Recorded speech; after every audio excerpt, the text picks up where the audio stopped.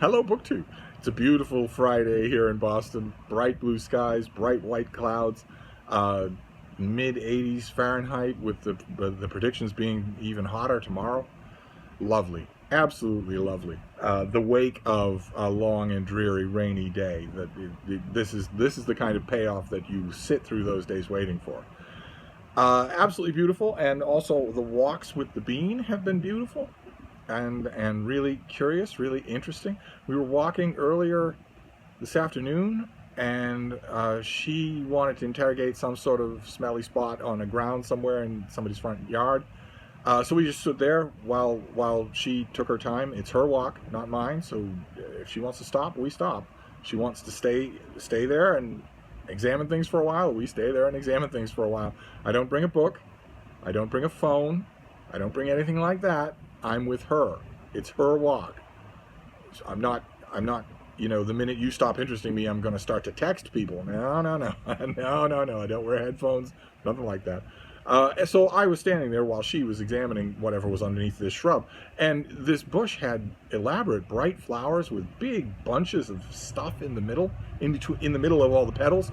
And there were bees moving from flower to flower. They weren't paying any attention to me at all. They were just really busy with what they were doing, moving from flower to flower. And some of them were so coated in, what is it, pollen, that you could barely tell they were bees at all. They looked entirely golden. They were laden with this stuff.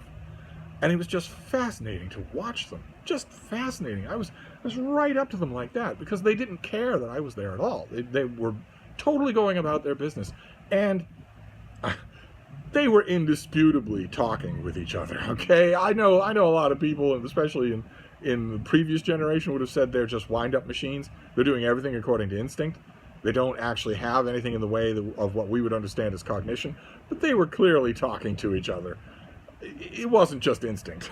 I don't know if it was one individual talking to another individual. It could just be two parts of the same mind talking to each other, but it was fascinating to watch. Absolutely fascinating. But long before I had that little bee experience, I was in downtown Boston. Long before the heat came to the day, long before that, I had a bunch of appointments, and they were bitterly early. And that put me in a perfect position to mail out some packages, so quite a few of you have mail headed your way. Glad of that. That's at least one silver lining in this whole thing, is that I'm within easy striking distance of a post office. So I'm making friends there, and now that it's not just a single solitary errand of its own, now that it's on a route that I am apparently destined to take, I can start the machinery up again to mail things, which is really great. That was lacking during the pandemic. And that was also put me within striking distance of the Brattle bookshop, a used bookstore in the heart of Boston that I love, absolutely love it. I've been going there for a very long time. A very long time. I've been going there longer than pretty much everybody there, other than the owner and his wife, have been alive. I've been a customer longer than anybody else there working there has been alive, much less working there. So when they were little babies crawling on the rug, I was still a customer at the Brattle. It's a fantastic used bookstore. I actually don't make enough use of it as a fantastic used bookstore. I don't, even in inclement weather, I don't tend to prowl around a lot inside the shop. It's 3 stories of jam-packed with books that are all at reasonable prices. And the reason for that is because they have a sale lot next door. And the sale lot next door is huge. It's thousands and thousands more books. And they're all $1, $3, or $5.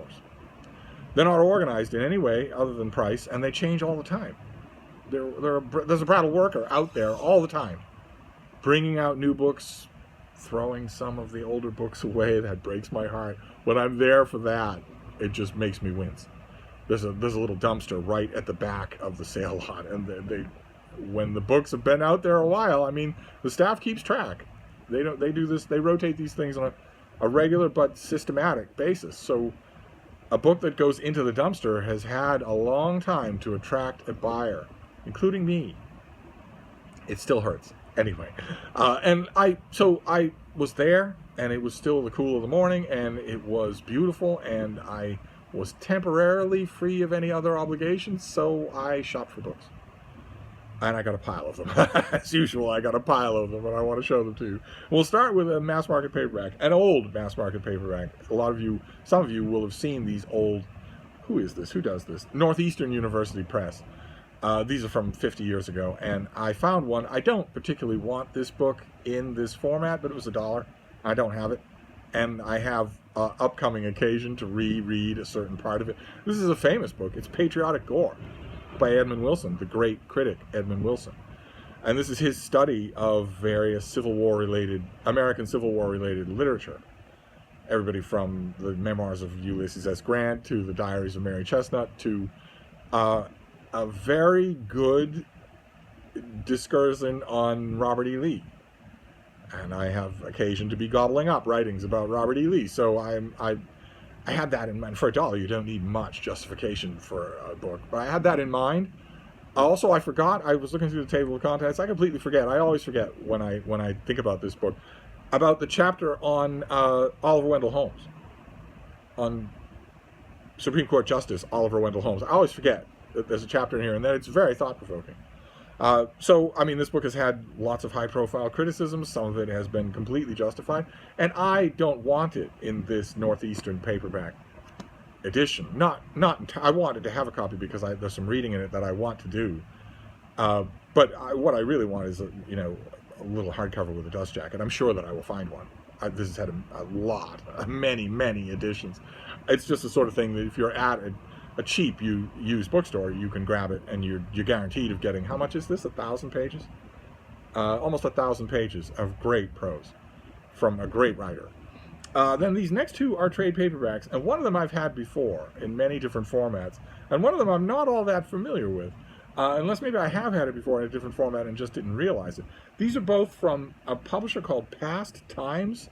It's UK, and that explains why I've never seen them. They're both edited by Mike Ashley. The first one is Classical Whodunits, this exact book with this editor has had an American edition many times. Carolyn Graff brought it out for many years. Did better than any other book they did. And this is a wide selection of authors writing murder mysteries set in the ancient world. So it starts with ancient Rome, is that right? Yes. And it just moves on through the whole, all the eras, all the epochs of ancient Rome. There have been variations on this theme where it would start off with ancient Egypt, move to ancient Greece, then ancient Rome. One way or another, one of the reasons to get an anthology like this for me has always been that sometimes when you get a series that gains a bit of momentum, so that the series itself, you as an editor of this series itself, is suddenly a popular thing on its own, where it has fans of its own. The fans aren't just going for the books, for the stuff that you reprint. They're going for the series. Once that starts to happen, you can start to commission pieces for these anthologies that won't appear anywhere else. Usually they're by fly-by-night SFF hacks who will never have a collected stories volume anyway. And even if they did, it's entirely possible that Past Times Press in Oxford might get sticky about the copyright. In other words, in a lot of these anthologies, especially reprint anthologies that have been going on for a long time, that have a long life, and Mike Ashley's done a ton of these, one of the reasons to get it is because you will encounter stories that you won't find anywhere else. So I grabbed this. I'm interested to see. I don't know that I have the Carolyn Graff Classical Whodunits, the American version. I could swear that it has more in it than this. This seems to be only ancient Rome. And I might have it here. If I do, I will compare tables of content. But I also found this. Same thing, Mike Ashley, same thing, Past Times Press. But this is Classical Stories. They're the great bull jumpers of the ancient world. And this has, it's heroic tales from ancient Greece and Rome. Has Mary Renault, Thomas Burton Swan, Mary Renault again, Peter Tremaine, John Maddox Roberts, Alan Massey. It has a selection from Ben-Hur by Lew Wallace. Has a selection from Claudius the God by Robert Graves. Has a short story by Elsprague de Camp that I'm pretty sure is nowhere else but in this book. And that interests me. That interests me very much. These are all short stories, both of them are. And that's perfect, because those are the perfect palate cleanser. If I'm reading something longer and I finish it and I snap it closed and I think, all right, well, I need time to digest that, and I can't digest things unless I'm reading something else, so I'm going to read something else. I don't typically do my prose digestion while I'm on the aforementioned walks with Frida. Usually we are engaged on the walk together. Usually that's what I'm thinking about, non-human things. That's why walks are so refreshing. Then this next one is also a paperback, and it's Da Capo Press, but I don't think I'd ever seen this before. This is The Stones of Venice by John Ruskin. Look at that cover. That is lovely. This is a one-volume abridgment of Ruskin's enormous work on the city that he fell in love with. And it's edited by J.G. Links, who was an expert on art and who did this book. I got it here? Yes, Venice for Pleasure. He did this book. A very odd but really good book on Venice. I have many books on Venice. I really like that one. I didn't really know.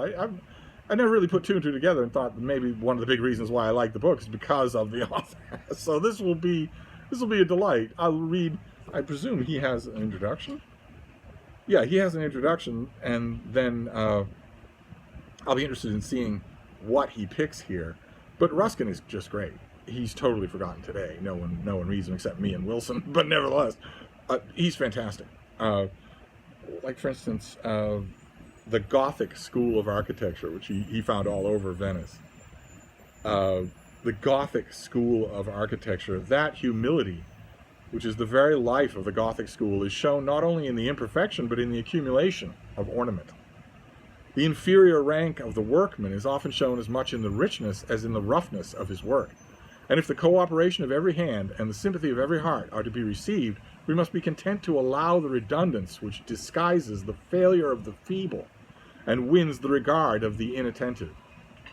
There are, however, far nobler interests mingling in the Gothic heart with the rude love of decorative accumulation, a magnificent enthusiasm which feels as if it could never do enough to reach the fullness of its ideal, an unselfishness of sacrifice which would rather cast fruitless labor before the altar than stand idle in the market. And finally, a profound sympathy with the fullness and wealth of the material universe rising out of the naturalism whose operation we have already endeavored to define. The sculptor who sought for his models among the forest leaves could not but quickly and deeply feel that complexity need not involve the loss of grace, nor richness that of repose, and every hour which he spent in the study of the minute and various works of nature made him feel more forcefully the barrenness of what is best in that of man. That's just incredible. Never mind the Indy 500 sound effects in the background. Ruskin's prose just flows on like that, just gorgeously, page after page after page, just rapturously beautiful. One of the great Venice books, even in this abridgment. We'll see. I'm already familiar with this author, so from Venice for Pleasure, this was a very good book. So we'll see what he does, abridging another a very good Venice book. Then his next one is close to, it's a not Venice book, but it's close. I have this author's Traveler in Italy. This is an author who did remade the travel writing industry as a business. This is H.V. Morton, and this is a nice old hardcover of A Traveler in Rome. Somebody put one of these plastic protectors on it. I'm not sure if that was the Brattle staff or just the original owner. And here you have,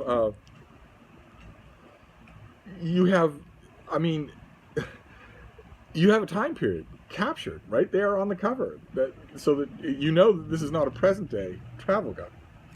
I always think that's fascinating. When did this come out? I'm assuming in the 1950s, judging by the clothing of the people on the cover. 1957.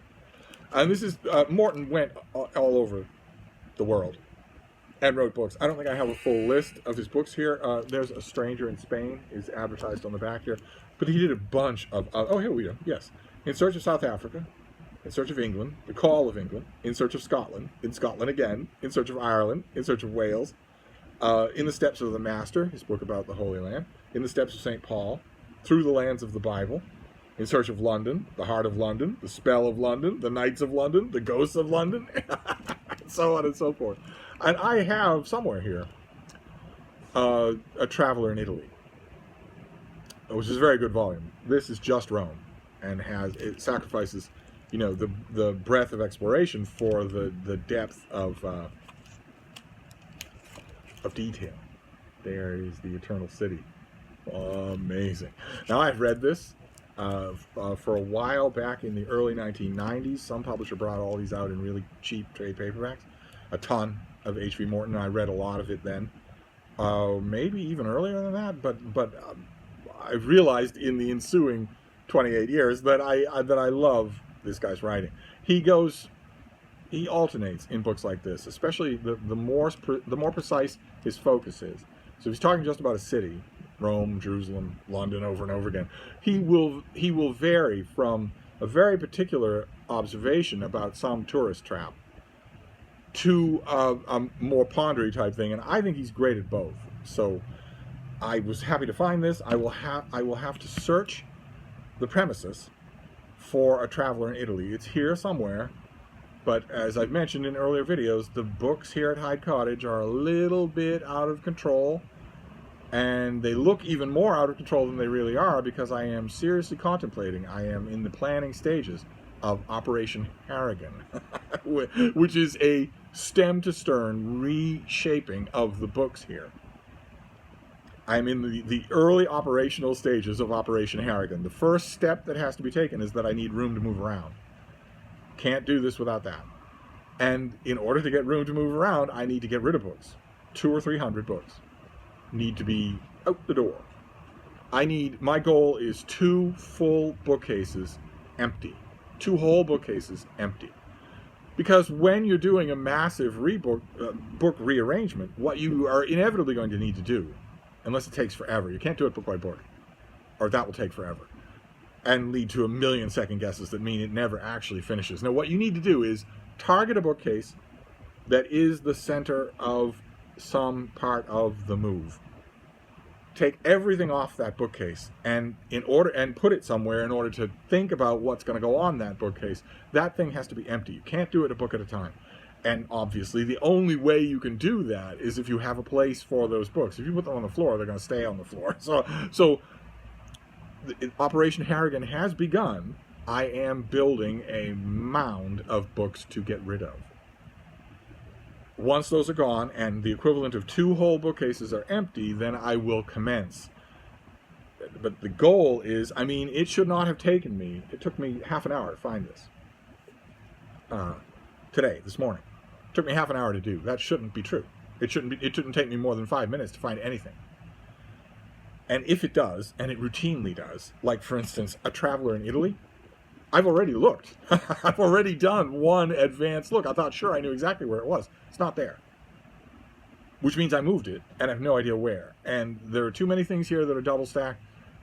That should never be true. For me, anyway, that should never be true. I want to be able to look at my bookshelves and see what I have. Unless it's a particular bookshelf with a particular subject that I am intentionally double stacking. But I shouldn't be double stacking things just for space. So sooner or later, I'm not fulminating against anything here, but sooner or later, I'm not hurrying anything. Once I have got rid of the excess,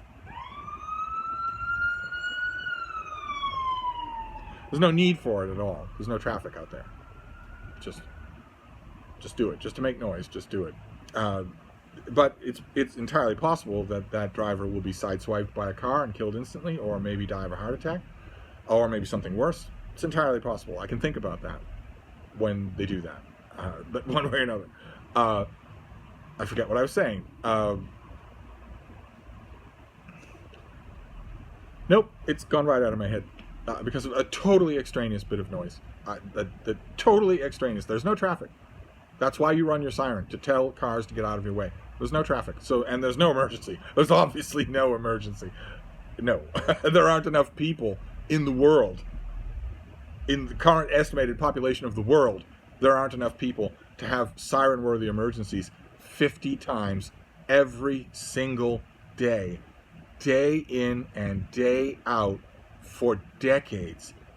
It just isn't possible. It's not possible. You need media strikes to do that. But one way or another, I was talking about book rearranging, and then there was a siren for no reason other than to bother me. Oh, well, anyway, it's gone out of my head, but the key is that I have A Traveler in Italy here somewhere, and I enjoy the book. I want the book. I want to have it. But it does me no good to have all these books if I can't find them. I want to be able to find them instantly. I want to be able to see them. 30 minutes is way too long to be searching for a book. I admit, part of me is not only conditioned, but spoiled by my iPad. Because it takes no more than 30 seconds to search for a book on the iPad, and I cannot fail to find it. I will never not find it on the iPad. If I call up my Nook library or my Amazon library or my iBooks library on the iPad and I'm looking for a particular thing, I go to the search bar and I type for that thing. And if the search calls up nothing, I use a couple of other search forms, a couple of other search words in case I'm not looking right. Usually one is enough, but if I feel relatively certain that I have it, I'll search for it a couple of times.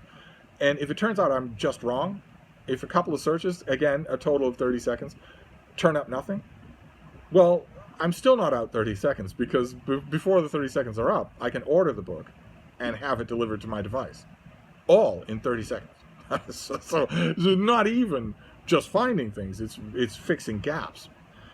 I'm a little spoiled by that, but even so, I have had personal book collections that were better behaved than the one I have now. So anyway, that's why A Traveler in Rome is obviously a keeper, especially since this is in perfect condition and somebody made sure that it was going to stay that way. If I remember correctly, Traveler in Italy was also in perfect condition. When I find it, they will go together. But in the meantime, next we have a trade paperback. This is a Pimlico trade paperback. I love Pimlico trade paperbacks. That's this. Right there, that on the spine there. I absolutely love them. I wish I had them all. And this is one that I've never read, which is just extra. It's just an extra bonus. This is by Linda Kelly, and it is called Richard Brinsley Sheridan, A Life. This is a Pimlico trade paperback biography of the great dramatist Richard Brinsley Sheridan. And Sheridan, I've only read one biography of him. It's Fintan O'Toole. Fintan O'Toole wrote a great book, a great biography of Sheridan. Probably his best book.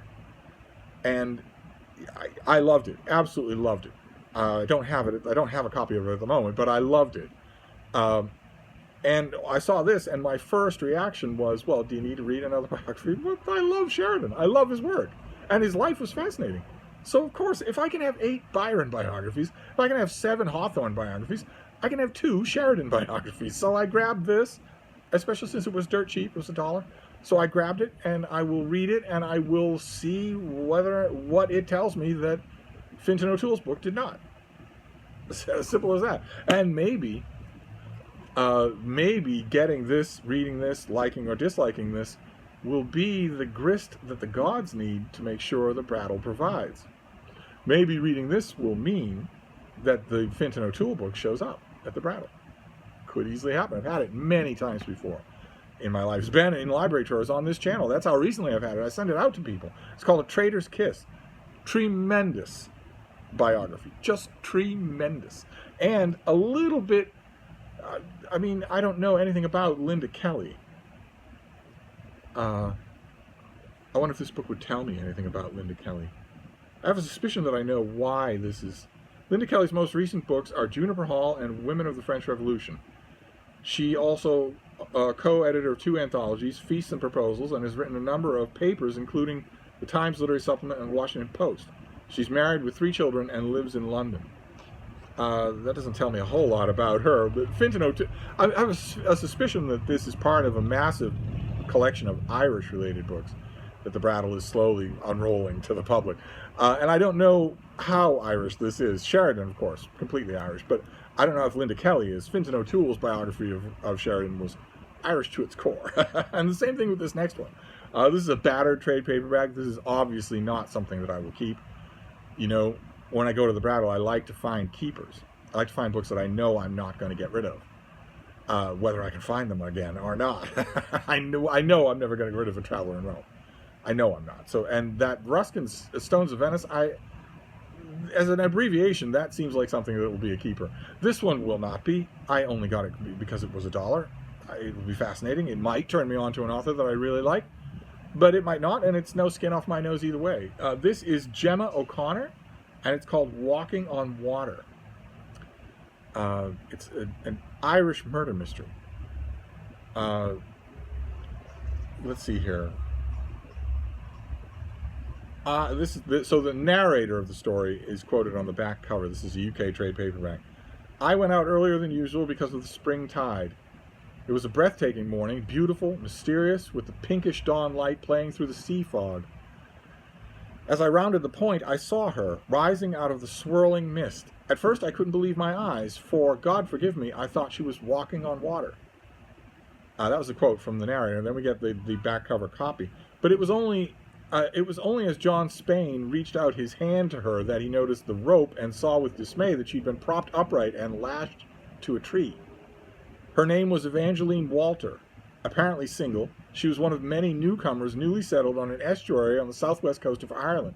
Nobody knew much about her. So who precisely was Evangeline? Where did she come from? And more importantly, who wanted her dead? Maybe atmospheric Irish murder mystery? I'll definitely take it, one way or another. I'll give it a try. I've had new murder mysteries, new to me, murder mysteries the last 2 days in a row. Now it's 3 days in a row. Then this next one, this next one made me think of Mark Richardson of Richardson Reads, the BookTube channel Richardson Reads up there in Vermont. Frida and I have been frequent guests of him and his long-suffering family.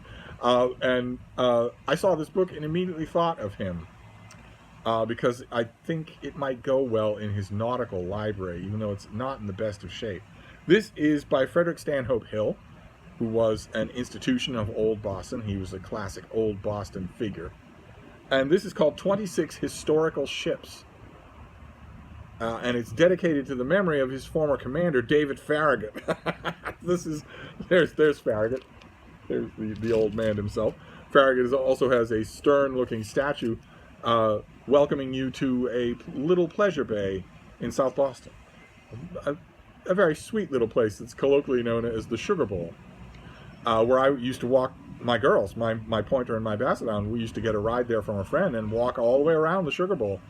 It was quite delightful. It was quite enjoyable. Lucy and Malin waddled their feet in genuine ocean saltwater, thanks to the Sugar Bowl, and David Farragut was presiding over that whole thing in a statue. But this came out in 1905 and is dedicated to Farragut. And it is a look at great American naval vessels. So you have, and their crew, and their great stories, and their great victories. So you have the United States here, you have the Enterprise, you have the Bonhomme Richard, and you have my own girl, Old Ironsides. They each get their own chapter here with, I assume, plenty of illustrations. Yes. Yeah, look at that. Oh my. Okay, well I opened to this purely at random. You just saw. I wasn't planning. That is a print of Old Ironsides destroying La Guerrière in one of the most famous naval encounters of the pre-modern era in America, or in naval history just in general. I just opened to that at random. There's lots of other pictures. I've mentioned that battle before. I know that battle really well. I know everything that happened in it from minute to minute, and lots of battles like it. I'm very, very familiar with the history of Old Ironsides. But I saw this and grabbed it, and I thought maybe this would be a great Mark present, but it's not in the best of shape. I don't know if you can tell, but it's almost ready to come apart. Now, maybe he has the skill, maybe he has the tools to fix that, to fix something like this. This isn't a question. That's a question of the binding actually coming off from the pages of a 100-year-old book. So I don't know if he'd be able to do that. He might know. He knows everybody. He might know somebody who could fix this and make it back to a reading copy. We shall see. If he thinks it's salvageable, I'll put it in his next box up to Vermont. Then we have something that that epitomizes, a lot of these do. A lot of these will. They always will. One of the things I love about the Brattle is the way it facilitates second chances. You're in my position, for instance, where you're getting lots and lots of new books every week. You read them. I read them, I estimate them, I think about them, I rank them at the end of every year in an epic best and worst books of every year by Steve Reed's list. We're slowly approaching 2021's list. And a lot of times, often, even if I've ranked a book very highly on one of those end lists, I still get rid of it. And sometimes I regret that. And this is one of them. I've had this on and off many times since I got rid of it. This book was, I think, for its year of release, which was, well, actually, this will tell me. Was it 2018?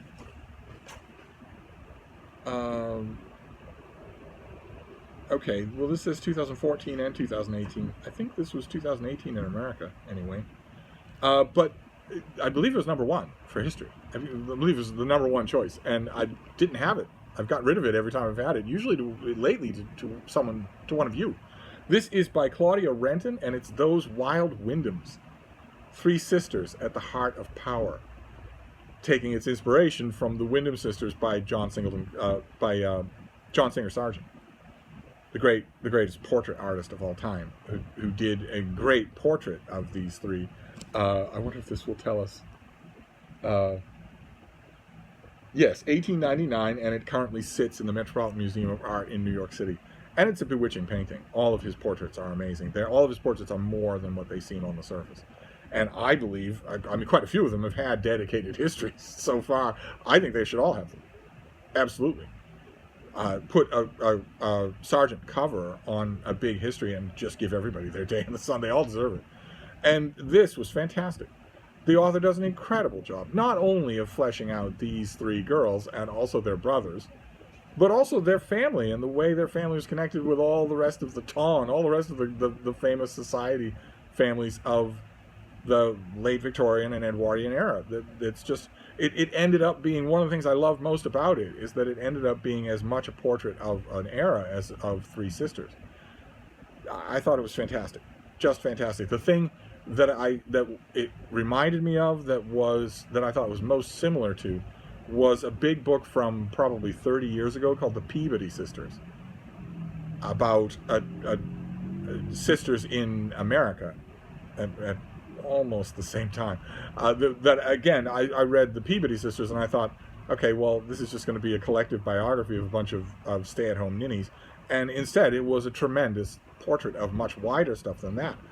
And the Wyndham sisters weren't stay-at-home ninnies. They were out and about in their society as much as they possibly could be. This is right for a reread. So when I saw it for $1, I grabbed it because I don't have a copy and I want one. And then this last one was in such rough shape that I had to reinforce it before I showed it to you.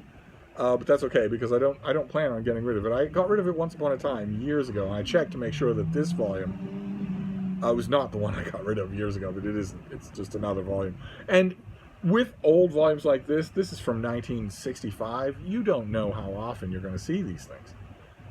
So I grabbed it for I think this was $3, so I grabbed it. This is edited by Clifton Fadiman, whose name might be familiar to some of you if you're incredibly old and nerdy. Oh, this is 50 years. This is a commemorative volume for the 50th anniversary of Knopf, the publishing house. And it has everything. It has, I mean, Knopf had a very adventurous line. They worked really hard to make themselves distinctive, not only in the authors that they were finding. Blanche Knopf, who's the subject of a really good book, The Lady with the Borzoi, by Laura Dandridge. I don't remember the exact name. The Lady with the Borzoi also featured highly on that year's, whatever year's biography list. Tremendous biography of Blanche Knopf. But she and her husband vigorously trolled the various cafes of Europe and Paris in order to find great authors who had not yet broken into the American market. And it isn't just that. They insisted almost from the beginning on a very distinctive look for their books. It's maybe not true. I mean, Knopf was bought by, I think, Random House 50 years ago or 40 years ago, something like that. And for all I know, the conglomeration that Random House was when it bought Knopf has also been bought by somebody else.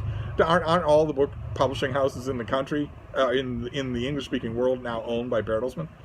One way or another. I'm pretty sure that distinctiveness is gone. But once upon a time, publishers actually elicited loyalty of their own. Not just authors, but publishers. Once upon a time, it was entirely possible for you to say, well, I really prefer Knopf to Liverite or whatever, or vice versa. And these two made an effort to make these books look distinctive. And they also were really innovative with how they advertised their books in a way that authors really like. The most famous example of an author just being bowled over by how good a job they're doing that she wanted to join them no matter what was Willa Cather. But there were a whole bunch of other. I mean, just look at the names here. This has novels and novellas, short stories, a play, verse, and then essays. And all of these are Knopf authors. And look at the list here. Under novels and novellas, we have Albert Camus, Willa Cather, Raymond Chandler, André Gide, and Thomas Mann. Under short stories, we have Max Beerbohm, Elizabeth Bowen, Willa Cather, A.E. Coppard, Roald Dahl, Walter de la Mare, E.M. Foster, W.H. Hudson. Knopf had a huge hit with Hudson's Green Mansions. A huge hit. And a very cheap hit. They brought it out for very little money, and it made a bucket load of money. And the Knopfs insisted on paying the author, when technically, legally, at least in America, they didn't have to. They insisted on doing it anyway. But we've got more short stories here. D.H. Lawrence, Catherine Mansfield, John Updike.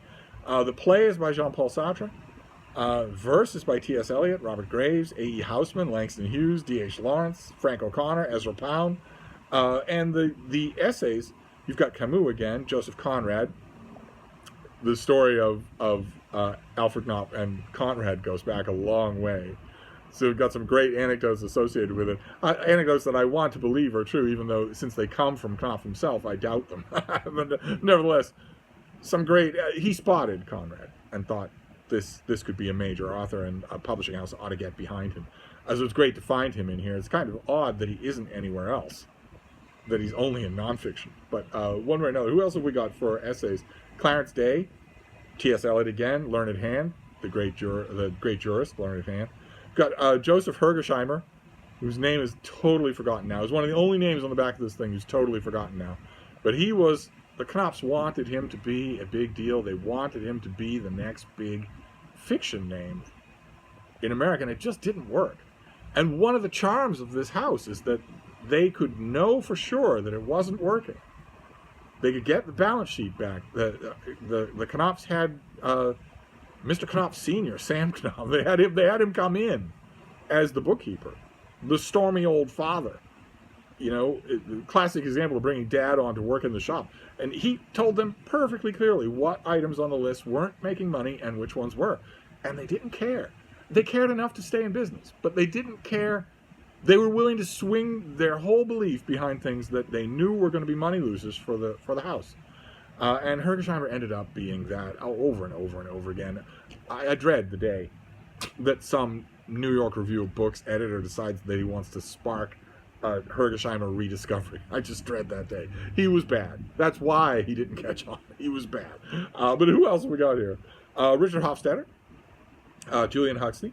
Alfred Knopf has a piece in here of his own. Thomas Mann is under nonfiction. H.L. Mencken. Samuel Eliot Morrison is in here. Ernest Newman. Oswald Spengler.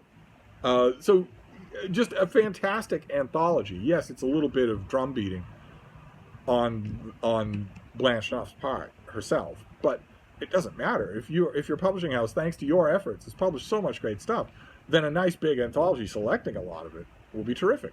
And the connection between this anthology and a recent tag video that I did is that this contains the story Enoch Soames by Max Beerbohm, which I talked about in some one of this week's endless videos. Sorry about the videos this week.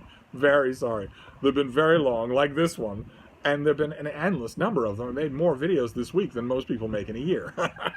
So I'll try to control that next week. But anyway, that was my Brattle trip.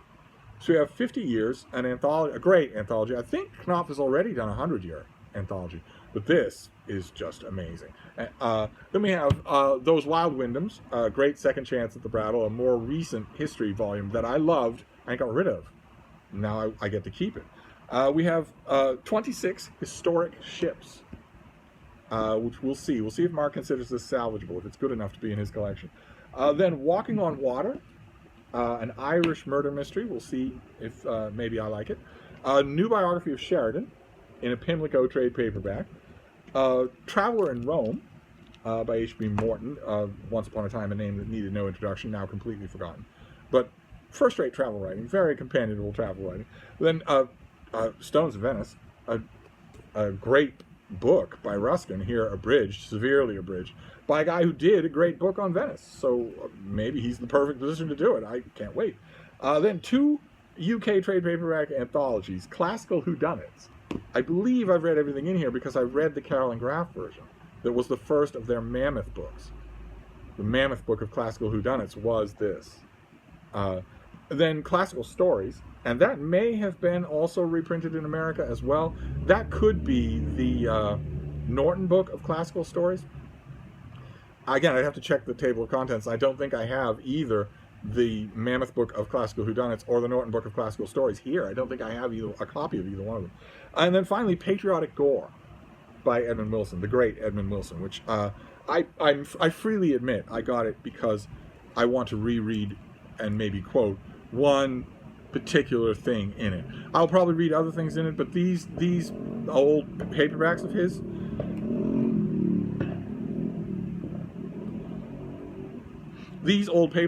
fall apart when you're reading them. I hate to say it, but then I wouldn't have bought it if it weren't just dirt cheap and a placeholder, and if it weren't something that I wanted to read right away. So there you go. That was a Brattle trip. Portions of this video scattered here and there were actually audible, and that's an improvement. So I'm going to wrap this up. There's a pile more books for you to know about and think about, and for me to talk about endlessly. But I will probably not make this many videos, or these long videos, next week. I will reflect this weekend, and we will see. Thank you, BookTube.